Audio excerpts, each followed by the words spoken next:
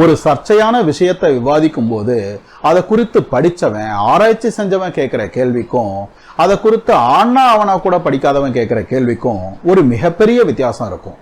உதாரணத்துக்கு சூரியன் சுத்தல, பூமி தான் சூரியனை சுத்தி வருது அப்படின்னு கோப்பர்னிக்கஸ் சொல்லும் போது அதை குறித்து கொஞ்சமாவது சிந்திச்சவன் என்ன கேட்பான்?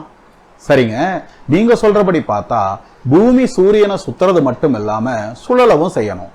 ஆனா அப்படி சுழலும் போது கிழக்குல இருந்து மேற்கு நோக்கி ஒரு புயல் மாதிரி காத்து இடைவிடாம அடிச்சுக்கிட்டே இருக்கணும். ஆனா அப்படி எதுவும் நடக்கிறது இல்லையே, ஏன் அப்படின்னு கேட்பான். ஆனா இந்த விஷயத்தை குறித்து வாழ்க்கையில சிந்திச்சே பார்க்காதவன் என்ன கேட்பான்? அப்படியா, அப்புறம் ஏன் சூரியன் தினமும் கிழக்குல இருந்து மேற்கு நோக்கி ஓடுது அப்படின்னு கேட்பான்.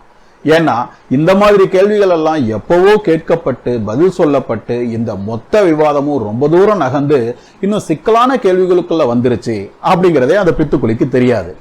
இதையே தான் நம்ம ஊர் புராட்டஸ்டன்ட்களும் செய்றீங்க.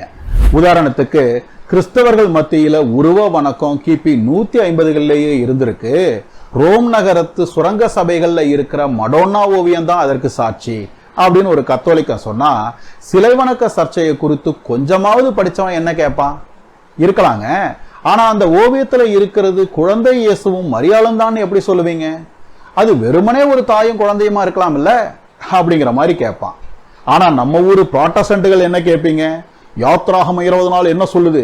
மேலே வானத்திலும் கீழே பூமியிலும் பூமியின் கீழ் தண்ணீரிலும் உண்டாயிருக்கிறவர்களுக்கு ஒப்பான ஒரு சொரூபத்தை ஆகிலும் யாதொரு விக்கிரகத்தை ஆகிலும் உண்டாக்க வேண்டாம்னு சொல்லுதில்ல அப்படின்னு கேட்பீங்க. அப்படின்னா என்ன அர்த்தம்? சிலை வணக்க சர்ச்சையை பத்தி நீங்கெல்லாம் ஆன்னா அவனா கூட படிச்சது இல்லைன்னு அர்த்தம். அதனாலதான் சூரியன் உதிக்கிறதும் மறையறதும் தான் அந்த விவாதத்தோட பால்வாடி கேள்வின்னே தெரியாம அதுதான் நிபுணத்துவ கேள்வின்னு ஒரு மடையன் எப்படி நம்பிக்கிறானோ, அதே மாதிரி பைபிள் வசனம் தான் நம்மோட விவாதங்கள்ல பால்வாடி கேள்வின்னே தெரியாம அதுதான் யாருமே பதில் சொல்ல முடியாத இறுதி கேள்வின்னு நீங்களும் நம்பிக்கிறீங்க.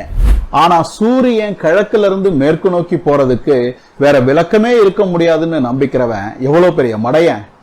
விக்கிரகத்தை உண்டாக்க வேண்டாம்ங்கிற வசனத்துக்கு வேற விளக்கமே இருக்க முடியாதுன்னு நம்பிக்கிற நீங்களும் அவ்வளவு பெரிய மடையர்கள் தான்.